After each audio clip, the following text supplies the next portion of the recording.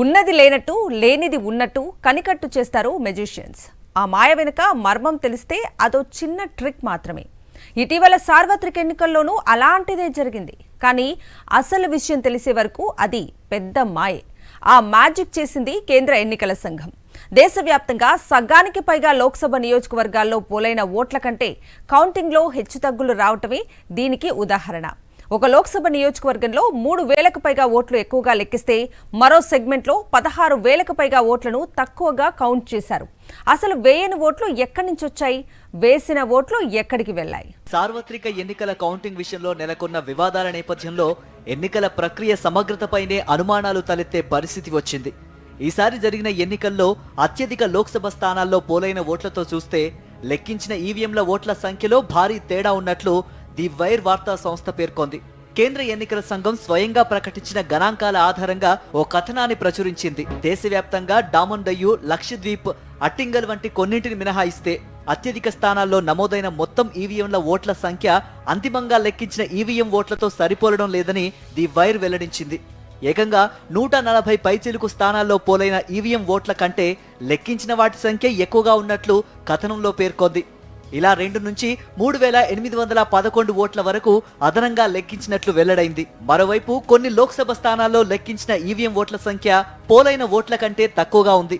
తమిళనాడులోని తిరువల్లూరులో ఏకంగా 16,791 ఓట్లను తక్కువగా లెక్కించారు.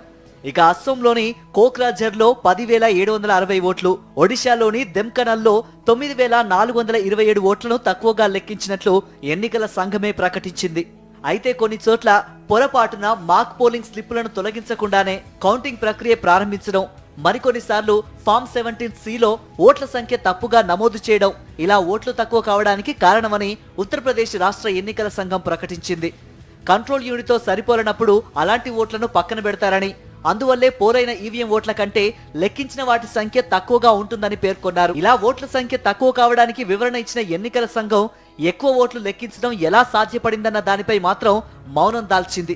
లోక్సభ స్థానాల వారీగా పోలైన మొత్తం ఈవీఎం ఓట్ల సంఖ్యను స్పష్టంగా పేర్కొన్న ఈసీ ఆ సంఖ్యలో మార్పు ఉండదని కూడా తేల్చి చెప్పింది. కానీ చాలా చోట్ల పోలైన ఓట్ల కంటే అదనంగా ఓట్లను లెక్కించారు. అసోంలోని కరీంగంజ్లో 11,36,538 ఓట్లు పోలైతే అక్కడ 11,40,349 ఓట్లను లెక్కించారు. అంటే ఏకంగా 3,811 ఓట్లు అదనంగా వచ్చాయి. ఇక ఆంధ్రప్రదేశ్లోని ఒంగోలులో 13,99,707 ఓట్లు పోలైతే అక్కడ 14,11,174 ఓట్లు లెక్కించారు. ఇక్కడ 1,467 ఓట్లు అదనంగా వచ్చాయి. మధ్యప్రదేశ్లోని మాండ్లా సెగ్మెంట్లో కూడా 1,089 ఓట్లను అదనంగా లెక్కించారు. ముంబై నార్త్ వెస్ట్ సెగ్మెంట్లో శివసేన అభ్యర్థికి 48 ఓట్ల మెజారిటీ మాత్రమే వచ్చింది. అక్కడ పోలైన ఈవీఎం ఓట్ల కంటే 2 ఓట్లను అదనంగా లెక్కించారు. రాజస్థాన్లోని జైపూర్ రూరల్ నియోజకవర్గంలో బీజేపీ అభ్యర్థికి 1,615 ఓట్ల మెజారిటీ వచ్చింది. అక్కడ పోలైన ఈవీఎం ఓట్ల కంటే 852 ఓట్లను తక్కువగా లెక్కించారు.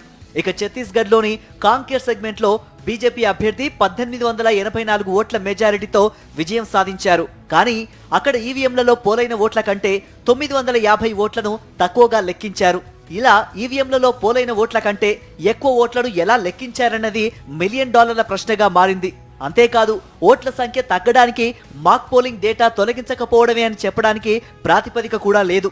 అసలు మొత్తం మీద ఈ ఎన్నికల్లో ఎన్ని ఈవీఎంలను ఏ కారణాలతో పక్కన పెట్టారనే విషయంలో ఈసీ స్పష్టత ఇవ్వకపోవడం అనుమానాల